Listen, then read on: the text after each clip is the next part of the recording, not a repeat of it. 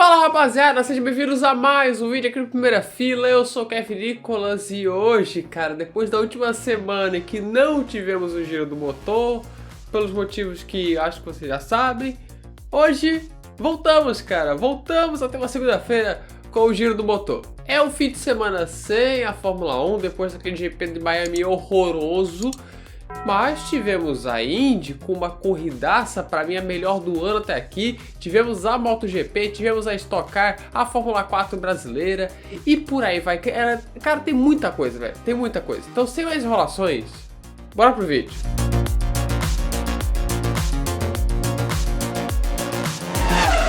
Começamos o vídeo com a Fórmula 4 Brasil, que fazia sua estreia nesse final de semana no Velocitar. Uma categoria muito legal, muito importante para a base brasileira mesmo, né? A base de pilotos, né? Ter um campeonato desse nível para o Brasil seria ótimo e é ótimo, porque se concretizou e vamos ver como foi. São 3 corridas por rodada, ou seja, rodadas triplas. No treino classificatório, o tempo mais rápido de cada piloto vale o grid de largada para a corrida 3. O segundo tempo mais rápido de cada piloto vale o grid de largada para a corrida número 1. Na corrida 2 é o resultado da corrida 1 com os 8 primeiros invertidos. A duração das corridas 1 e 3 são de 25 minutos mais uma volta. A duração da corrida 2 é de 18 minutos mais uma volta. Na corrida 1, o pole position foi Pedro Clerot, que, diga-se de passagem, teve sua melhor volta anulada no quali e assim ele não garantiu a pole na corrida de número 3. Mas na prova 1 ele dominou do começo ao fim, vencendo com imensa tranquilidade. Corrida essa que teve o safety car bem no comecinho. Na corrida 2, a mais curta, o pole position foi Felipe Barrichello Bartz. Sim, um Barrichello, inclusive são 2 da categoria. E a prova foi uma trocação de posições danada, incluindo a de Ricardo Gracia para cima de Felipe Bartz para assumir a liderança, dominar e vencer a corrida 2. E por fim, a corrida 3, a principal, que tinha Lucas Staiko na pole position, onde Lucas logo na primeira curva perdeu a liderança para Pedro Clerot. E foi uma prova bem caótica, teve 2 safety cars, muitos toques, enfim. No finalzinho, Lucas Staiko até tentou, mas tomou o X e assim Pedro Clerot venceu a corrida 3 também. O campeonato depois disso tudo tem Pedro Clerot liderando com 62 pontos, 25 à frente de Ricardo Gracia. Gigante diferença nesse início. A NASCAR nesse final de semana chegou para o Kansas, para as disputas da Truck e Cup Series. E vamos falar rapidinho sobre a NASCAR aqui, porque vai ter muita coisa no giro do motor ainda, então temos que agilizar algumas paradas. O pole na Truck era John Hunter Nemechek, que vinha inclusive de uma vitória na última corrida. No primeiro segmento, Blaine Perkins da CR7 Motorsport, que não tem nada a ver com o Cristiano Ronaldo, deu um belo 360. E Corey Heim foi quem venceu o estágio. No segundo, a vitória foi de Zane Smith. E no terceiro segmento, que não foi lá grandes coisas também, Zane Smith dominou e assim venceu a terceira corrida na temporada, venceu a etapa do Kansas. Corridinha bem mais ou menos, mas é isso. E o líder do campeonato continua sendo Ben Rhodes. Agora vamos para a 13ª etapa da Cup Series. Já chegamos em 13 corridas até agora na Cup Series, hein? Já chegamos à metade da temporada regular. O pole position foi Christopher Bell e a corrida foi bem melhor do que a da Truck. No primeiro estágio tivemos ali amarelas causadas por Chase Briscoe e Daniel Suarez. E o segmento foi vencido por Kyle Busch. E tivemos uma chegada épica pela 10ª posição, cara. Pela 10ª posição, mas foi muito louco. O segundo segmento já começou com o pneu de William Byron estourando. Ele que era o líder da prova, cara. Que sorte boa, hein? Coisa, inclusive, que também aconteceu logo depois com o Martin Truex Jr. E quem venceu o segmento foi Kurt Busch. Os irmãos Busch estavam com tudo, cara. E chegamos então no terceiro e último estágio, onde tivemos uma épica briga pela vitória entre Kyle Larson e Kurt Busch. Briga essa que durou quase o segmento inteiro. A briga começou ali com uma traseirada de Kyle Larson, né, que acabou prejudicando ele, mas o tempo foi se passando e ele voltou ali para brigar com o Kurt Busch. Até que Kurt Busch fez a manobra crucial e fatal, onde o Larson tocou no muro, se distanciou e aí abriu alas para Kurt Busch vencer a etapa no Kansas. É a primeira vitória do veterano em 2022 e de forma fantástica. O líder do campeonato segue sendo ele, Chase Elliott. O cara não desgruda.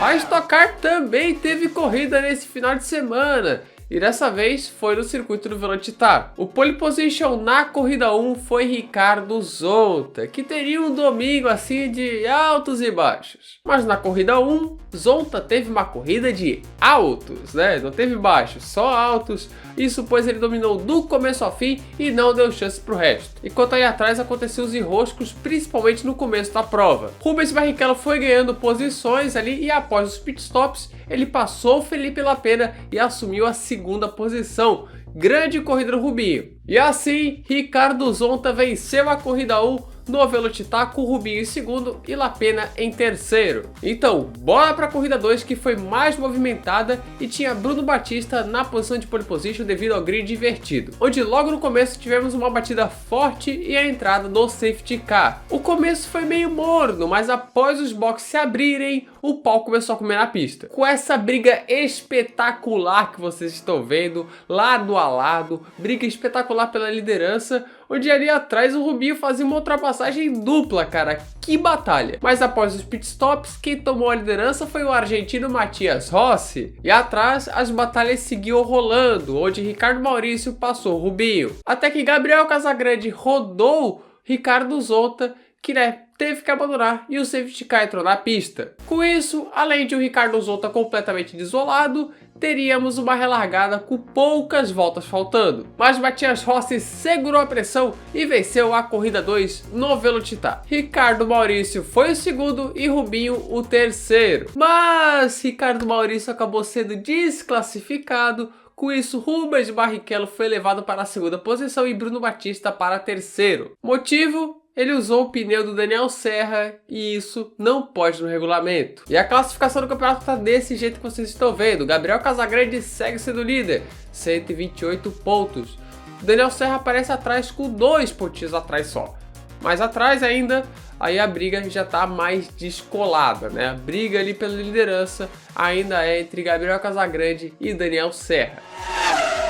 Vamos dos carros para as motos, para o Mundial de Alta Velocidade em Le Mans, na França. Não se assustem, é em Le Mans, mas é no traçado curto de Le Mans, o famoso Le Mans Bugatti. Começaremos com a Moto 3, que tinha potencial para nós brasileiros, mas que não terminou muito legal. O pole position era deles Foggia, mas na corrida a pista estava úmida. O brasileiro Diogo Moreira então tomou a ponta, mas devido ao acidente com várias motos ainda na largada, a bandeira vermelha foi acionada. Mas não tem problema, Diogo Moreira largou bem de novo e tomou a ponta novamente na largada, dessa vez com pista seca. Mas infelizmente ele foi ultrapassado, acabou se perdendo e foi perdendo posições atrás de posição e caiu para 15º. Mas as emoções ficaram para o final da corrida, mesmo que a corrida inteira tenha sido eletrizante. Ayumu Sasaki fez a ultrapassagem em cima do líder, Raul Maziá, no trecho final de prova. Mas na curva seguinte, Maziá deu o troco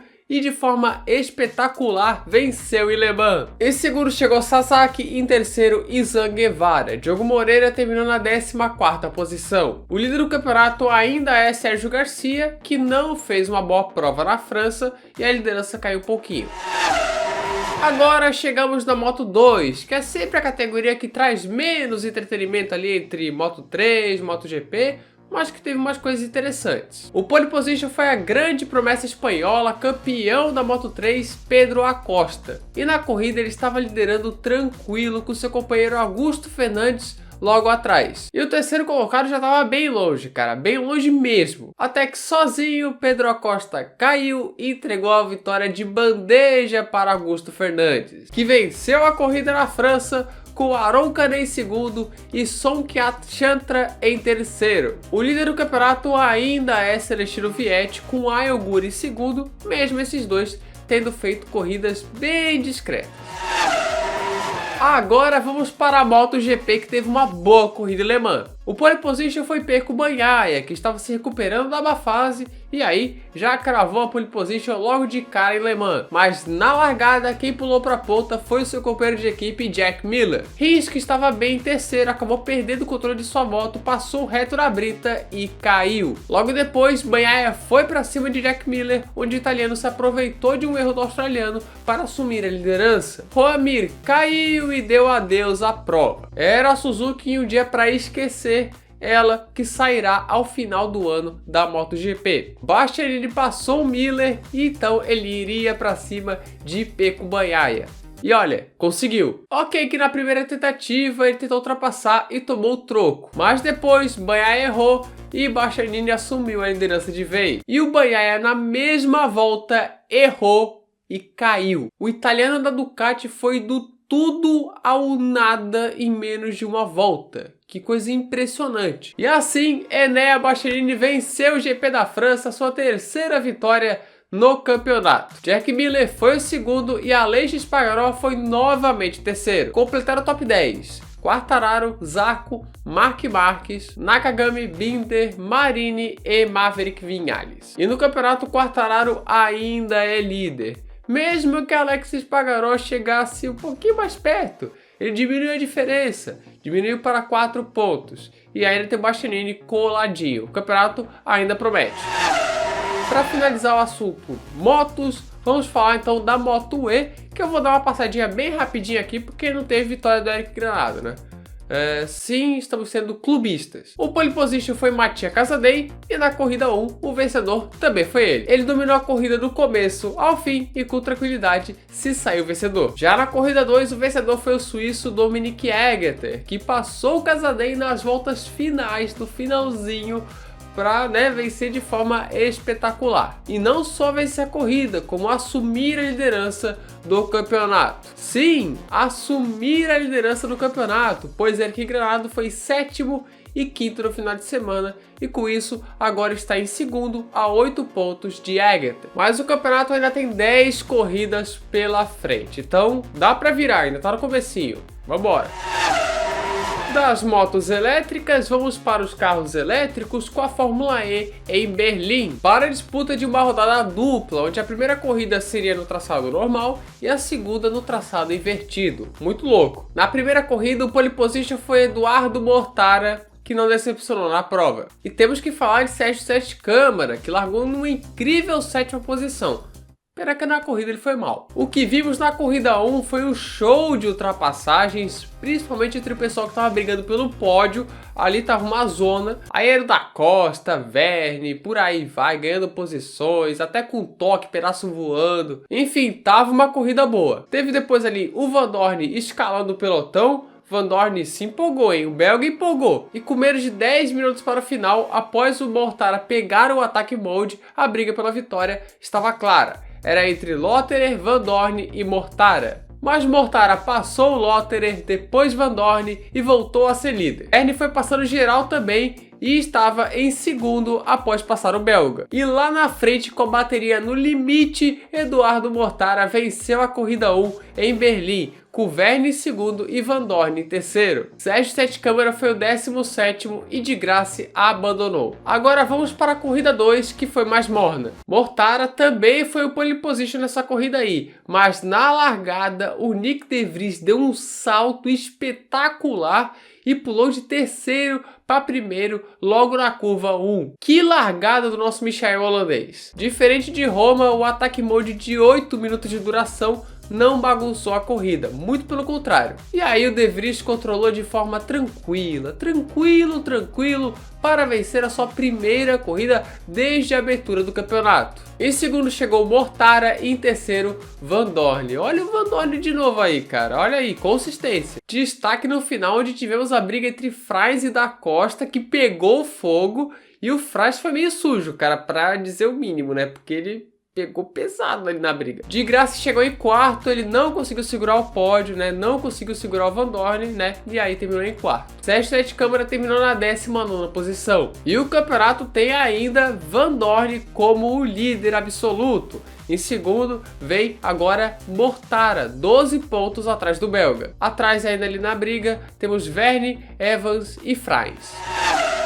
Para finalizar o vídeo, vamos falar da grande prova do final de semana, que para mim é a melhor corrida do ano até aqui. Junta Fórmula 1, Fórmula E, MotoGP, Stock, por aí vai. Nenhuma teve uma corrida tão boa quanto o GP de Indianápolis da Fórmula Indy. Se essa corrida fosse da Fórmula 1, a gente estaria falando dela até o final da semana. Então vamos falar do GP de Indianápolis da Indy, que aconteceu no sábado com Will Power na pole. E que tinha um ingrediente especial ali, para dar, né, uma bagunçadinha, chamado chuva. E a gente sabe que corrida com chuva é meio caminho andado para ter uma boa corrida. A largada em si já foi insana, com o Palou e Newgarden atacando o Will Power na curva 7. E o Pato, que estava em quarto, se aproveitou disso aí para pular para segundo, onde logo depois ele assumiria a liderança. A pista estava úmida, mas estava secando. E ainda no começo da corrida, Colton Herta arriscou colocar os pneus slicks. E apesar da luta intensa para poder segurar o carro, né, ele estava brigando com o carro ali com os pneus slicks,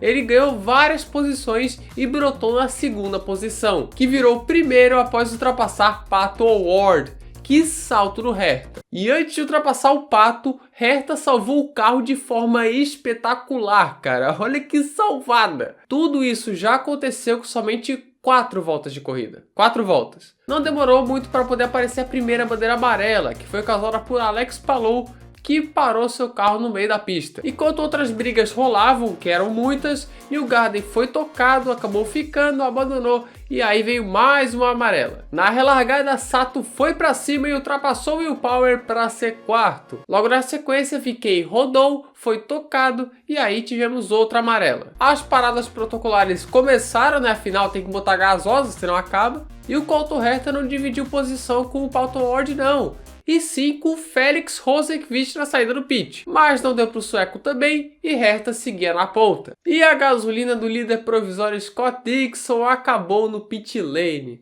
Ai, que fase do Dixon. E aí, meu irmão, adivinha o que veio? A chuva de novo! A chuva começou a cair mais forte ali no circuito e alguns pilotos decidiram então colocar os pneus de chuva. Decisão essa que se mostrou errada porque a pista estava um pouco úmida, mas não estava tanto para colocar os pneus de chuva. Então veio a relargada e Pato O'Ward acabou se afobando a fazer a ultrapassagem e rodou. Isso acabou prejudicando também seu companheiro Rosenqvist. Na outra relargada, Herta voltou a ser o líder real da prova. E o Grosjean acabou sendo tocado por Jack Harvey e aí tivemos outra rodada. A corrida não parava, cara, era briga a todo momento. E Pato O'Ward ia se recuperando e ia ganhando posições e já era o terceiro. Até que Jimmie Johnson rodou sozinho e aí veio mais uma bandeira amarela. Amarela essa que fez uma galera ir para os boxes colocar os pneus de chuva, exceto McLaughlin, Pato O'Ward e Romain Grosjean.